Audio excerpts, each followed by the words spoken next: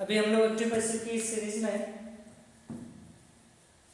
Imperative sentence पढ़े थे। उसके बाद हम लोग नेक्स्ट रूल पढ़ने जा रहे हैं। और नेक्स्ट रूल जो है, अगर कोई सेंटेंस दे देता है और उसके अंत में आपको ऑब्जेक्ट नहीं दिया होता है, जैसा आपने पढ़ा था कि ऑब्जेक्ट होना चाहिए तभी पैसिव बनती है, बट इस रूल में मैं आपको बता रहा हूँ कि अगर ऑब्जेक्ट नहीं दिया हो, सेंटेंस में ऑब्जेक्ट नहीं दिया हो, ऑब्जेक्ट के अब्सेंट रहने पर आप उसको पैसिव वॉइस में कैसे चेंज करेंगे।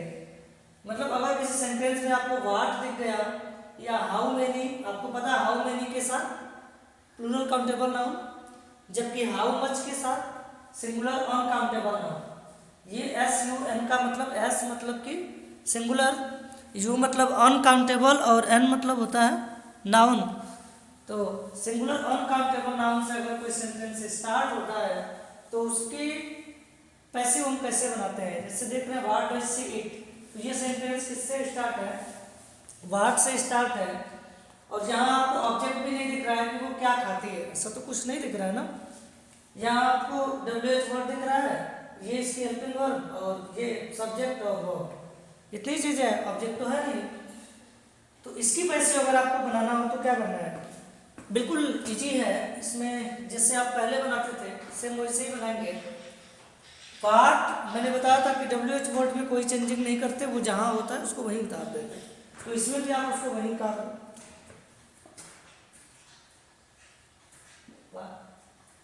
उतार लिए। अब पहला स्टेप आपको पता है कि जो ऑब्जेक्ट होता था उसको सब्जेक्ट बनाते थे, ठीक। तो यहाँ आप ऑब्जेक्ट तो है नहीं, तो यहाँ जो वर्ब है इसको आपको यहाँ रखना है, इसका थर्ड फॉर्म लिखना है। और ये बात जो इसके पहले आपको यहाँ सिंगुलर वर्ब लगाना है, इज लिखना है, तो हो जाएगा व्हाट इज ईटिंग। और एट लास्ट जब भी कोई काम करने वाला होगा तो बाई लगाते हो आपको यहाँ भी बाई और सी का हर। तो इस प्रकार से आप पैसिव वॉइस में चेंज कर सकते हो। What is eaten by her मतलब क्या खाया जाता है उसके द्वारा। बात तो यहाँ भी वही थी कि वह क्या खाती है या उसके द्वारा क्या खाया जाता है, तो सेम एक ही चीज हुई। तो ये पैसिव वॉइस में हो गई, ये एक्टिव वॉइस में। अब नेक्स्ट सेंटेंस देखिए, जैसे कहा व्हाट हैज ही डन, तो व्हाट हैज ही डन आपको पता व्हाट इसमें कोई चेंजिंग करेंगे बिल्कुल नहीं करेगा, व्हाट लिख दिए। अब क्या करेंगे, ये इसके नीचे आपको पता है कि थर्ड फॉर्म यहाँ हैज है तो पैसिव वॉइस में हैज बीन लिख देते हैं ना। तो यहाँ पे क्या करोगे, what has been done, at last by लगाओगे और ही का ऑब्जेक्ट बना दोगे तो हिम हो जाएगा ऐसे, ठीक है। तो क्या हो जाएगा, what has been done by him. Next sentence देखते हैं हम लोग, what were you doing. Next sentence, what were you doing. इसको आपको चेंज करना है पैसिव वॉइस में। कि मैं इसको क्यों बता रहा हूँ, क्योंकि पैसिव में एक रूल होता है कि बिना ऑब्जेक्ट के सेंटेंस जो होते हैं उसके पैसिव बनते नहीं है। तो मैं ये बता रहा हूँ कि जिसमें ऑब्जेक्ट नहीं दिया उसको भी पैसिव वॉइस में कैसे चेंज कर सकते हैं, ठीक है। अब क्या करोगे आप, ये वाट में कोई चेंजिंग तो करना नहीं ना, नहीं करना। वेरी गुड, बहुत अच्छा, अच्छे स्टूडेंट है और आपको समझ भी जल्दी आ रहा है, तो अच्छी बात है। अब ये आपको पता है कि सर क्या करेंगे कि यहाँ पे ये जो डूइंग है इसके जगह पे डन हो जाएगा और यहाँ बाई और यू, ठीक।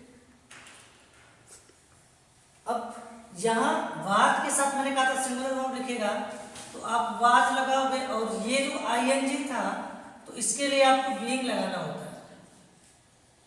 समझ में आ रही बात, what was being done by you, इस तरीके से हो जाएगा ना, what was being done by you. क्योंकि ये कंटिन्यूअस है तो आपको पता है कि यहाँ आईएनजी फॉर्म लगेगा तो बीइंग लिखते हैं कंटिन्यूअस में, तो ये इस तरीके से कर सकते हैं, ठीक है। एक एग्जांपल और लिखता हूँ मैं और उसके बाद नेक्स्ट रूल पे चलते हैं हम लोग, ठीक ma'am. Next sentence, how many books do you read. चलिए इसको आप बताइएगा मुझे। हाउ मेनी बुक्स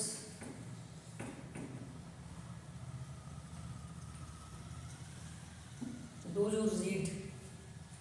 चलिए बनाइए इसको सेम ऐसे ही, जब से जैसे ये WH वर्ड को आप सेम लिख रहे थे, सेम ऐसे ही इसको आपको यही उतार देना। एक बार बनाइए, क्या हो जाएगा, हाउ मेनी, और इसके साथ ये नाउन भी लिखा जाता है, इसको नहीं आता है ऐसे। अब कर्ता और क्रिया को ध्यान रखिए कि ये यहाँ आएगी तो यहाँ आएगी तो ये रीड होगा। तो ये अगर ये प्लूरल हो गया तो यहाँ पे आप सिंगुलर मत लगाइएगा, आप यहाँ आर लग जाएगा। How many books are read, और एट लास्ट आप बाई लगाओगे, कितनी किताबें पढ़ी जाती हैं किसके द्वारा, तो यू बाद में जाएगा तो यहाँ यू हो जाएगा। समझ में आ रहा है, मतलब ये प्लूरल है इसलिए मैंने यहाँ पे आर लिखा है, और इसमें कोई चीज नहीं है, इसको सेम यही उतार देना। ठीक, चलिए एक एग्जाम्पल में हाउ मच का भी देना चाहूँगा, जैसे how much milk have you drunk. ठीक, हाउ मच लिखता हूँ मैं, आपको हंसी आती है सर, लिखता हूँ sentence how much milk.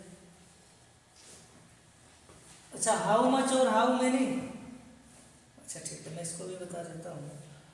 How much milk have you drunk, how much milk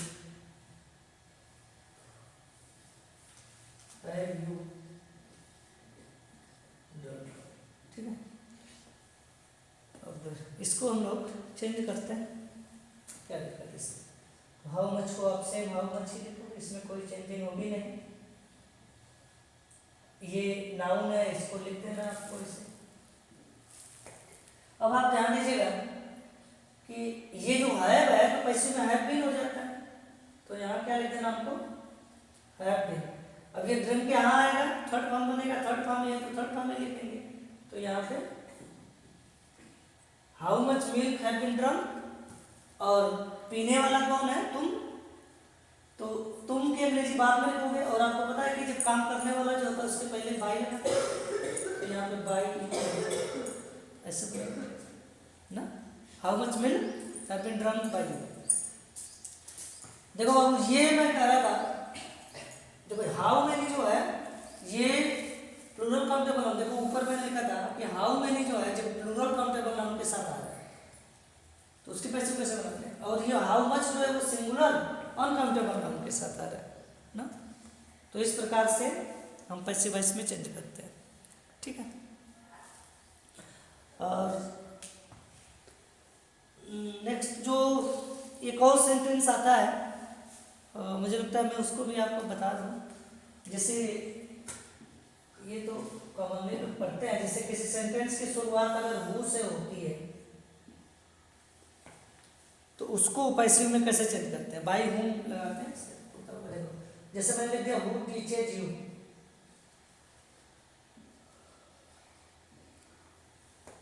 इसको पैसिव में चेंज करना हो तो इसके दो तरीके होते हैं। एक पुराना तरीका जो बाय हुम लगा के बनाया जाता है, इसमें आप क्या करते हो कि हु को बाय हुम में चेंज कर देते हो, मतलब यहाँ बाई आपको पहले ही लगा देना है, क्योंकि काम करने वाला ये पहले ही होता है। ठीक, तो काम करने वाले के साथ बाई यूज करते हैं इसलिए, और हु के अंग्रेजी हुम देते थे, तो बाई हुम। अब ये आपको पता है यू यहाँ जाएगा, ये अंत में आएगा, इंटरचेंज करेंगे तो यू के साथ आप क्या लगाओगे, देखो ये प्रेजेंट इंडेफिनिट है तो आर यू, और इसका थर्ड फॉर्म डॉट। ठीक, और यहाँ पे चलता। ठीक है, एक और तरीका इसका होता है, आप चाहो तो इसको चेंज मत करो, हु को हु ही रहने दो, हु आर यू डॉट, और अंत में बाई लगा दो। ये इस समय मॉडर्न में चल रहा है, ये जितना भी, मैं भी अभी एक नॉवेल पढ़ रहा था, न्यू नॉवेल, तो उसमें मैंने देखा कि most of the places, most of the sentences में कहूँ तो उन्होंने हु बाई का ही यूज किया था। तो ये थोड़ा सा पुराना हो गया, ये नया ट्रेंड में आ गया, तो आप दोनों सीखिए। ठीक, तो ये एक तरीका आपके लिए हो सकता है नया, इस तरीके से आप बना सकते हो। जैसे हम कहें कि हु बीट्स यू,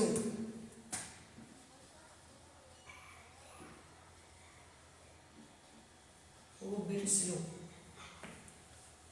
तो इसको आप कैसे बनाओगे? हु को बाई हु में चेंज करेंगे, क्या लिखेंगे? By who,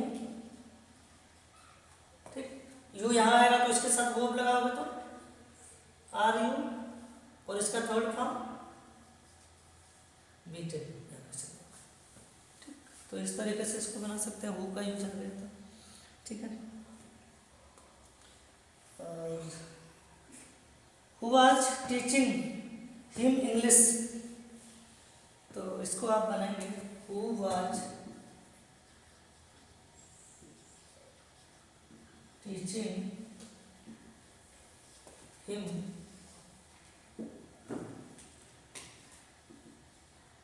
English. इसको आप एक बार बनाएंगे और देखेंगे कैसे बनता है।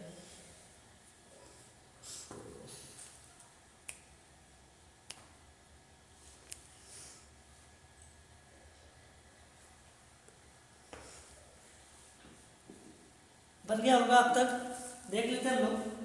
तो हु को आपको पता है किसमें चेंज करना था? बाई हूं।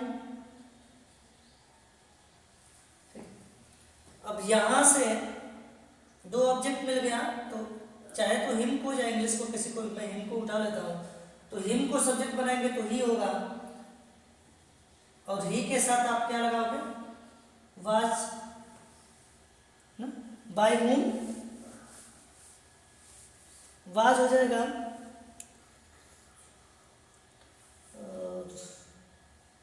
Bye whom was. यहां तक क्लियर है ना? Bye whom was he. अब क्या करना है?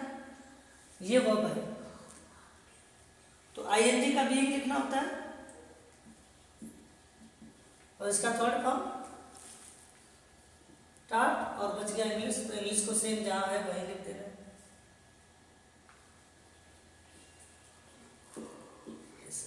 Bye whom was he being taught English, तो इस तरीके से लिख देते हैं ना। ये टाट के बाद मैंने इंग्लिश लिखा है, अब सही है? तो ठीक है, ये चीज़ें शायद आपको समझ में आ रही होगी। तो आज हम लोग इस वीडियो में इतनी ही पढ़ेंगे, मिलते हैं फिर नेक्स्ट वीडियो में। Thank you for watching my video.